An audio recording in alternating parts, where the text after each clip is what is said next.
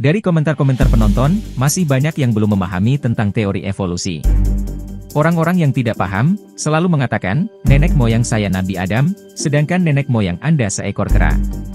Ini adalah komentar yang tak berlogika, dan cacat nalar, serta tidak mencerminkan orang yang beragama. Padahal, para pencetus teori evolusi sendiri, tidak pernah mengatakan kalau nenek moyang kita kera. Justru yang mengatakan itu, adalah orang yang tidak paham, dengan tujuan mengolok-olok. Anda boleh saja setuju dengan pendapat orang, asalkan Anda sudah memahaminya. Begitu juga sebaliknya, Anda sangat boleh tidak setuju dengan pendapat orang, asalkan Anda juga telah memahaminya. Bagaimana Anda bisa mengatakan tidak setuju, kalau Anda tidak paham dengan apa yang dibicarakan? Apapun itu, baik ketika ingin menandatangani sebuah kontrak kerja, atau mendengar pendapat orang, baik dari orang biasa, ilmuwan, ataupun tokoh agama, seharusnya pahami dulu apa yang menjadi hujahnya, baru putuskan untuk menyetujui atau tidak menyetujuinya. Karena kebanyakan yang terjadi, belum paham, tapi sudah menyetujuinya. Dalilnya mana? Dalilnya mana? Dalil. Coba antum berusaha sebagai seorang muslim dan muslimah agak kritis gitu. Evolusi merupakan kata yang berasal dari bahasa Latin, volti, yang artinya membuka gulungan, atau membuka lapisan. Kemudian, bahasa itu diserap menjadi bahasa Inggris evolution, yang berarti perkembangan secara bertahap. Di dalam biologi, pengertian evolusi telah mengalami perkembangan. Menurut Darwinisme, evolusi adalah perubahan bertahap pada rentang waktu yang sangat panjang. Dengan berkembangnya genetika molekuler, para ilmuwan mengembangkan teori evolusi komprehensif, yang menggabungkan Darwinisme dengan Mendelisme, yang selanjutnya dikenal sebagai sintesis modern. Menurut sintesis modern, evolusi adalah perubahan frekuensi alel dari suatu populasi per satuan waktu. Evolusi bukanlah sebuah hipotesis, melainkan sebuah teori besar. Jika Anda tidak paham apa itu teori, Anda bisa lihat teori Pythagoras.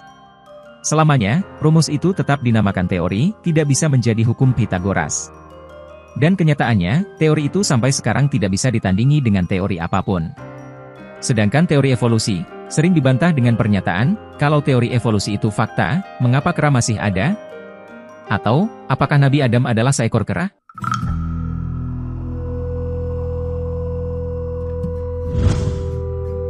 Jika membahas soal evolusi, kebanyakan orang pasti mengarah ke Charles Darwin. Padahal, Darwin merupakan hanya salah satu ilmuwan evolusioner, jadi bukan satu-satunya. Masih banyak teori evolusi lain, yang biasa digunakan oleh para naturalis dan biolog, untuk melihat perubahan dari suatu makhluk hidup. Evolusi, dominan digunakan dalam kaitan secara biologi atau zoologi. Tetapi, ada juga menggunakan evolusi dalam kebudayaan, salah satunya adalah ilmuwan muslim, yang bernama Ibnu Maskawai. Definisi evolusi oleh para ilmuwan, kebanyakan terlalu sulit dimengerti, dan berbelit-belit dalam penuturannya, bahkan dapat menimbulkan kontroversi. Karena, setiap ilmuwan yang mencetuskan makna dari evolusi, itu berdasarkan keyakinan mereka masing-masing. Jadi, peneliti berikutnya, tinggal memilih mana yang cocok dengan penelitian yang mereka butuhkan. Membahas evolusi, terutama dalam bidang biologi, tidak hanya dilihat pada perkembangan berdasarkan faktor genetik semata, tetapi didukung oleh multidisipliner ilmu lainnya, seperti ekologi, sistematika, embriologi, molekuler, anatomi perbandingan, distribusi geografi, seleksi alam, dan lain-lain. Ada 4 teori evolusi yang terkenal dan dipakai hingga saat ini, di antaranya sebagai berikut. Ilmuwan terkenal yang menganut paham teori fiksisme adalah Aristoteles, Plato, Leeuwenhoek, Cuvier, Linnaeus, dan Buffon. Teori ini dicetuskan pada tahun 348 hingga 432 sebelum Masehi. Dia mengatakan bahwa organisme yang ada dianggap tidak sempurna, tetapi bergerak ke arah keadaan yang lebih baik. Dan suatu jenis organisme yang diciptakan Tuhan adalah tetap atau fix. Apabila terdapat kelainan atau cacat tubuh, hal itu disebabkan karena adanya mutasi gen, atau kutukan dari Tuhan. Hingga pada abad ke-18, di mana pada masa tersebut, tidak pernah dipertentangkan antara teori satu dengan teori lainnya. Dalam fiksisme dan kreasionisme oleh Cuvier mengatakan, sampai abad ke-19 di Barat, teori yang paling dipercaya adalah fiksisme. Spesies, selalu seperti apa adanya sejak mereka diciptakan. Mereka tetap, dan tidak pernah berubah, karena dunia telah diciptakan oleh Tuhan. Teori ini, mirip dengan kreasionisme. Fiksisme adalah teori tentang keanekaragaman kehidupan di bumi, yang menegaskan bahwa spesies yang ada saat ini, identik dengan spesies masa lalu, dan sudah beradaptasi dengan lingkungan tanpa mengalami perubahan. Fiksisme menentang evolusionisme, karena evolusionisme adalah gagasan bahwa spesies saat ini muncul dari transformasi bertahap yang dialami oleh spesies leluhur dan spesies yang punah. Versi agama dari fiksisme disebut kreasionisme. Banyak bentuk kreasionisme yang berbeda ditemukan dalam mitologi berbagai agama. Mitos Fuxi dan Nua dipercaya oleh orang Cina yang wujud keduanya adalah setengah ular. Mereka tinggal di Gunung Kunlun, yang sekarang Huashan, di sana mereka membuat manusia pertama. Mitos Pandora, dipercaya oleh orang Yunani, yang merupakan perempuan pertama di dunia, tercipta dari tanah liat oleh Hephaestus, dan menikah dengan Epimetheus. Mitos Swayambhu Manu dan Satarupa, dipercaya oleh orang India, keduanya dianggap sebagai kakek moyang pada era kehidupan yang pertama.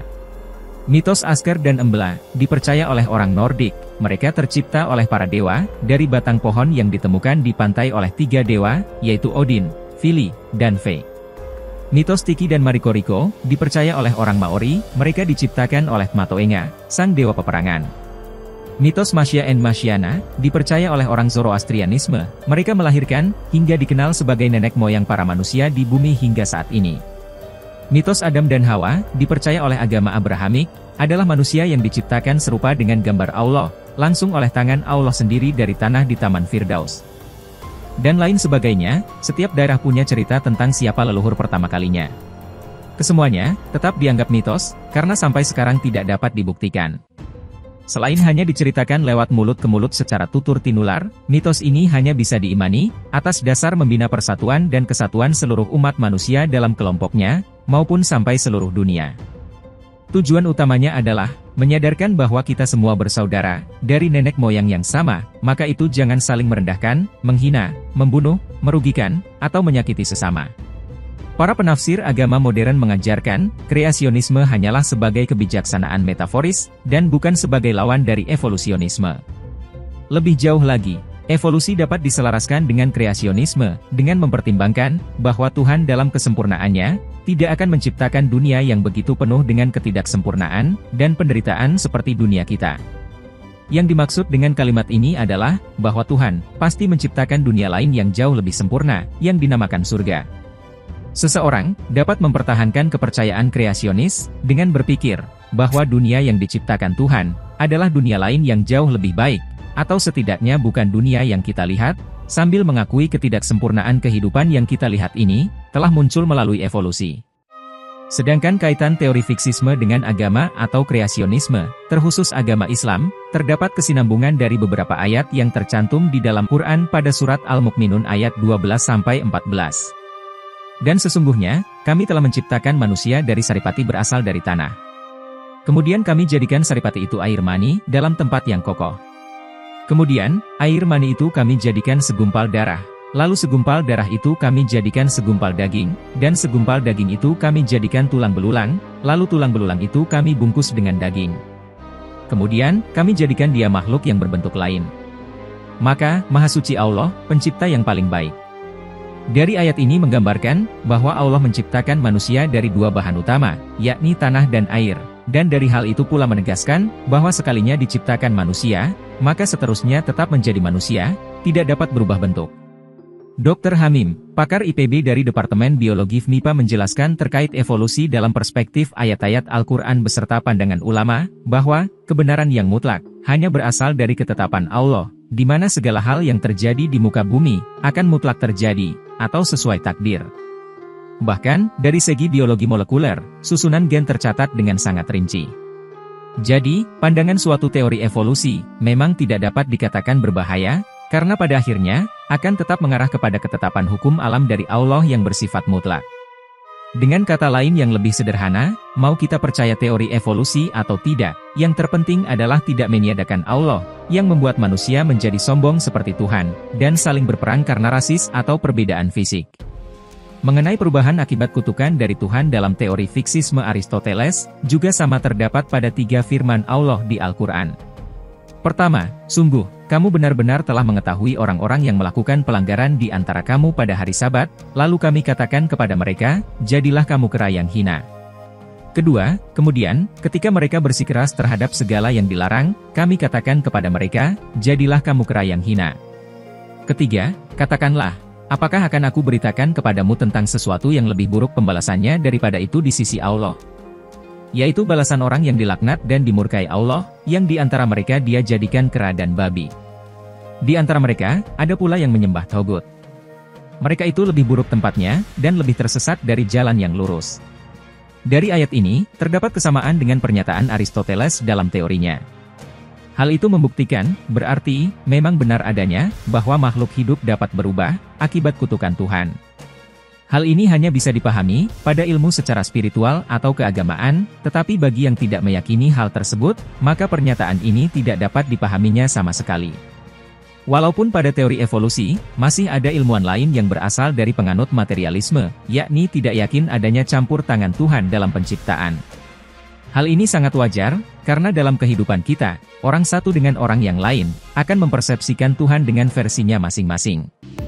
Terdapat isi pernyataan lain dari Aristoteles, yakni, saya yakin, bahwa makhluk hidup itu ada, karena benda mati, atau berasal dari benda mati, dan semuanya muncul secara spontan.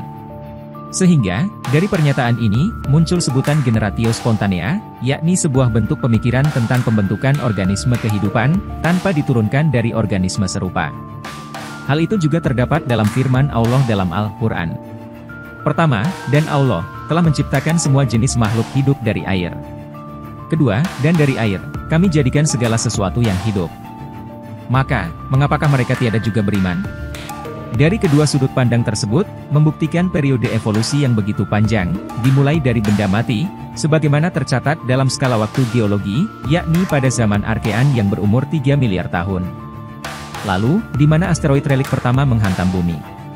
Asteroid tersebut, membawa unsur-unsur kehidupan, salah satunya yaitu H2O atau air.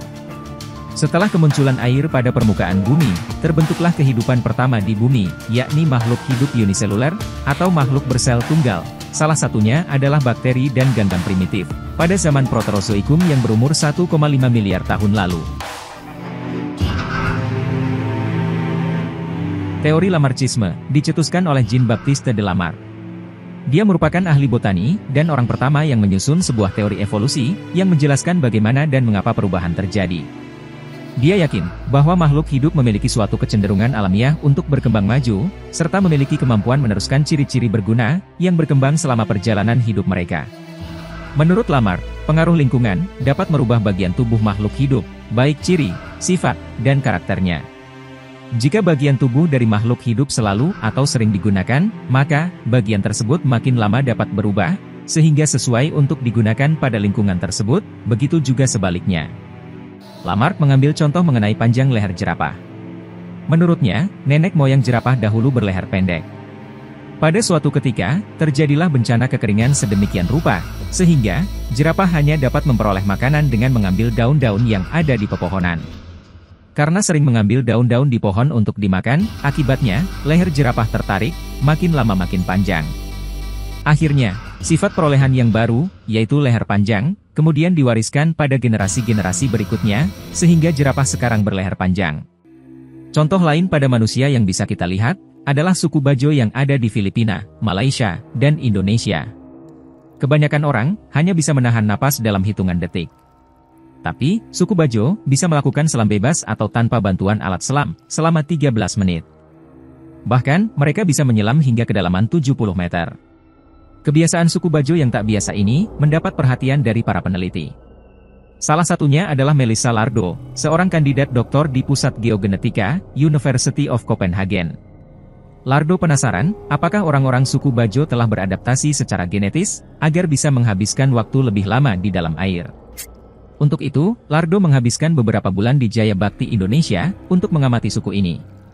Lardo juga membandingkan kebiasaan suku Bajo dengan suku lain, yang tidak punya kebiasaan menyelam, yaitu suku Saluan yang mendiami salah satu wilayah di Sulawesi Selatan.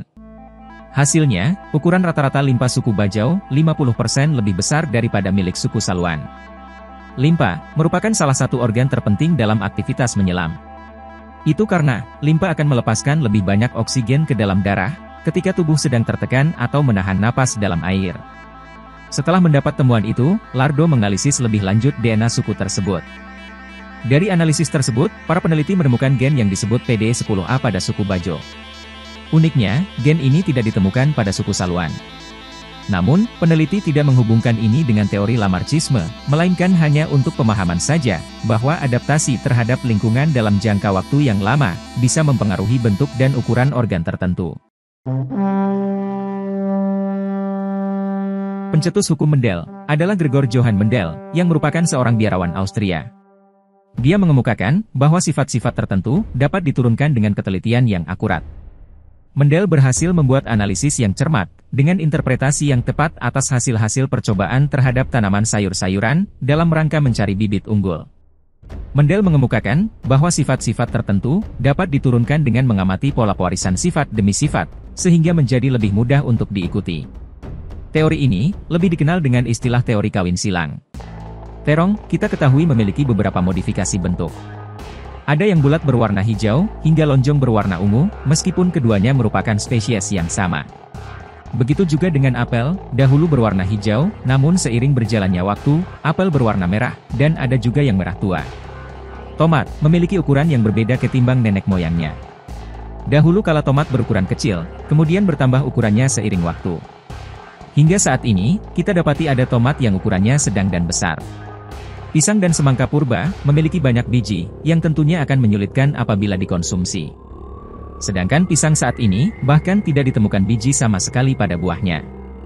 Begitu juga dengan semangka, di mana bijinya makin sedikit, dan buahnya bisa kita nikmati. Wortel memiliki umbi yang tidak menarik.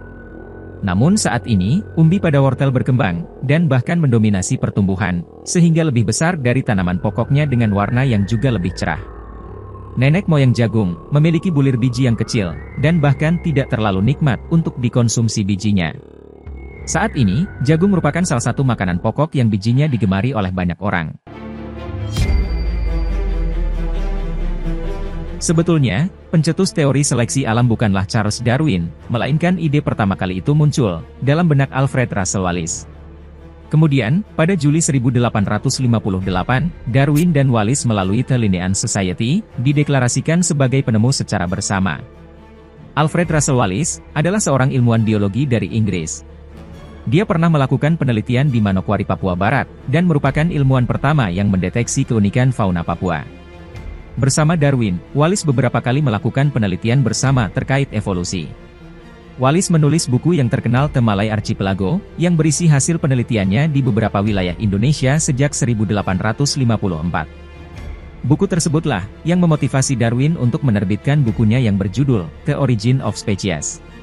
Dari buku ini, nama Darwin lebih populer, dan sebaliknya, Wallace kian tenggelam sebagai pencetus ide evolusi. Teori seleksi alam yang dikemukakan, kemudian lebih dikenal dengan teori Darwin abad ke-19. Charles Robert Darwin, yang merupakan ilmuwan dan naturalis berkebangsaan Inggris, tidak pernah mengenyam pendidikan biologi. Malahan, dia bersekolah di bidang farmasi atau obat-obatan. Ada dua isi penting dari teori tersebut. Pertama, menyatakan semua makhluk hidup yang ada di bumi ini, adalah hasil keturunan dari moyang yang sama, yang mengalami modifikasi. Darwin justru menegaskan dalam bukunya yang paling fenomenal, berjudul The Origin of Species, bahwa suatu individu atau spesies, bukanlah bersifat tetap. Akan tetapi, seluruh makhluk hidup itu bersifat fleksibel, atau dapat berubah bentuk. Dalam buku Andi Burhanuddin 2016, teori ini menyatakan, spesies, bukan merupakan sesuatu yang kekal atau tidak mengalami perubahan, melainkan, berevolusi melalui proses perubahan bertahap dari berbagai spesies yang ada. Teori ini juga menyatakan bahwa semua spesies memiliki hubungan darah. Kedua, teori tersebut menyajikan sejumlah besar fakta yang dianggap Darwin hanya dapat dijelaskan dengan teori evolusi. Bukti-bukti yang disodorkannya tidak cukup dijelaskan dengan teori penciptaan khusus, misalnya dengan mitologi-mitologi dalam agama, dan hanya dapat dijelaskan secara saintis saja. Teori evolusi organik Darwin abad 19, semakin menggemparkan dunia intelektual modern, terlebih setelah tahun 1871.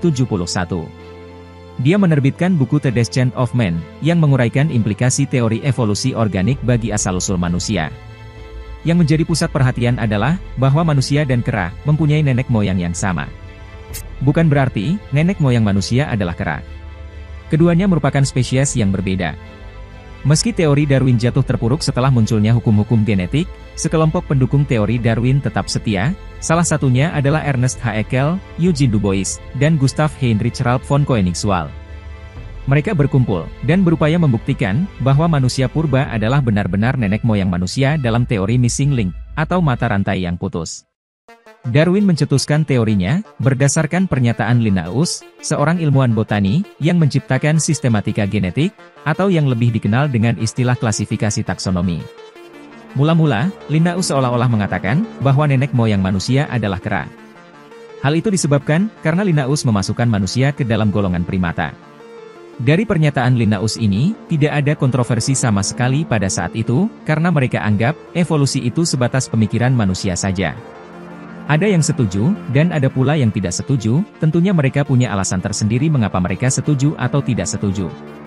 Salah satunya, terdapat kesulitan-kesulitan dalam teori Darwin, yang bisa dipecahkan melalui ilmu spiritual saja. Tetapi kembali lagi, kalau teori Darwin tidak bisa dikaitkan dengan konteks agama apapun, karena dia merupakan penganut ateis agnostik. Ada beberapa kesulitan Darwin dalam teorinya. Seandainya, spesies memang diturunkan dari spesies lain dengan gradasi yang tidak disadari, kenapa kita tidak dapat menemukan keberadaan bentuk yang tidak terhitung jumlahnya ini hampir di semua tempat? Apakah mungkin, misalnya seekor hewan yang memiliki struktur dan kebiasaan seekor kelelawar, dapat terbentuk dari modifikasi hewan tertentu dengan kebiasaan yang benar-benar berbeda? Di sisi lain dapatkah kita percaya, bahwa seleksi alam, bisa menghasilkan organ yang hanya tidak begitu penting, seperti ekor jerapah, yang berfungsi sebagai pengusir lalat, atau seperti mata yang keunikannya dan kesempurnaannya bahkan belum benar-benar bisa kita pahami sampai saat ini? Dapatkah naluri atau insting, diperoleh dan dimodifikasi melalui seleksi alam? Apa yang harus kita katakan mengenai naluri yang menakjubkan, yang menuntun lebah untuk membuat sel-sel, yang pada praktiknya mendahului penemuan ahli-ahli matematika terkemuka? Yang dimaksud dalam pertanyaan ini adalah, mengapa lebah bisa memiliki naluri membuat segi 6 pada sarangnya, dengan ukuran yang akurat dan relatif sama, mendahului ahli matematika terkemuka? Dalam artian, bahwa lebah lebih dulu menemukan bentuk segi 6 dibandingkan manusia. Lalu bagaimana bisa menerangkan terhadap spesies-spesies saat disilangkan dalam keadaan steril akan menghasilkan keturunan yang steril? Sedangkan, saat varietas-varietas disilangkan, kesuburan mereka tidak terpengaruh. Darwin mengatakan, bahwa bisa saja teorinya dapat dipatahkan, apabila diperlihatkan secara detail bagaimana susunan tubuh atau organ makhluk hidup yang kompleks itu, tidak mengalami perubahan atau modifikasi, baik itu dari nenek moyangnya sampai ke modernnya.